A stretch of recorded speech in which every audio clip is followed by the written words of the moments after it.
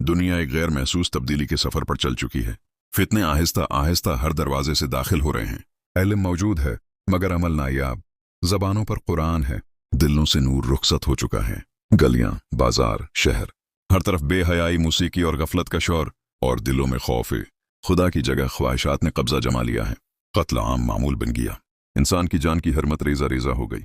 सूद फैल चुका, हराम आम हो चुका, रिज्क में बरकत उठ चुकी, और इंसान माल के पीछे भागते भागते कब्र के दरवाजे तक पहुंच रहा है।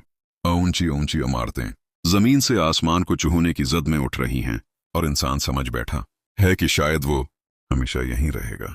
लेकिन दरअसल ये वही निशानी है जिसके आने का वादा रसूल अकरम ने सदियों पहले खबर दे दी थी। माँ की नाफरमानी, दोस्तों को बाप पर तरजीह, और दीन को दुनिया के बदले बीच देने का वक्त आ चुका है। फहाशी आम, हया गायब, और फितने ऐसे कि इंसान ईमान बचाए या जिंदगी, ये सब निशानियां बता रही हैं ये सफर शुरू हो चुका है। वो सफर जो क़यामत तक ले जाएगा।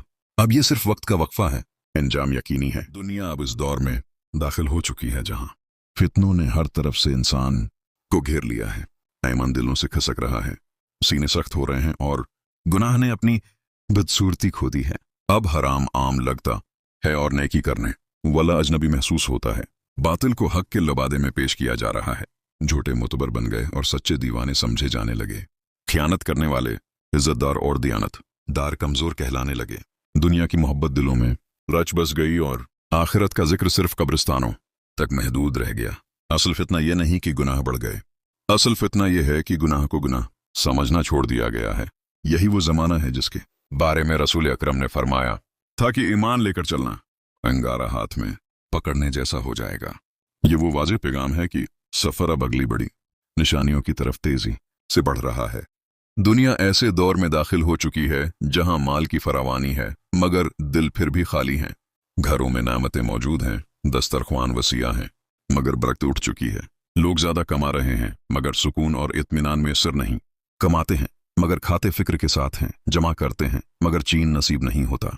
सूद हाम, हराम आसान, और रिस्क की पाकीज़गी नायाब हो गई।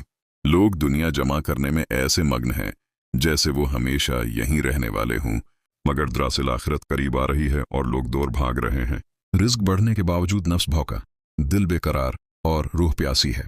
यही वो निशानी है कि दुनिया के ज़ाहरी हुस्न के पीछे अंदर से तबाही उतर चुकी है।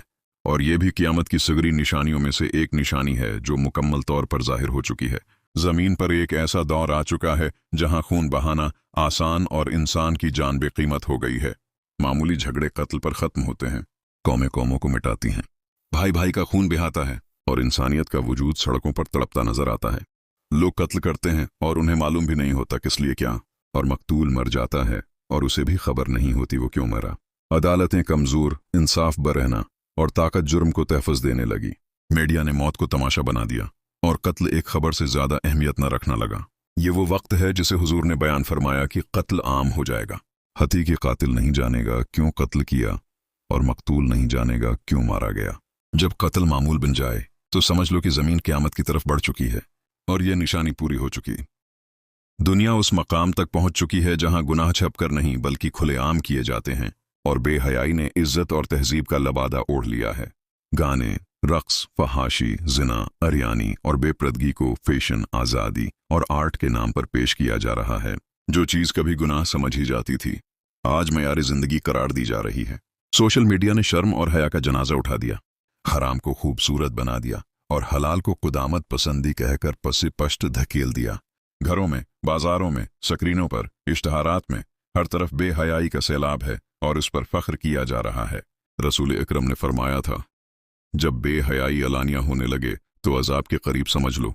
और आज ज़मीन गवाह है कि ये निशानी पूरी होकर खड़ी है।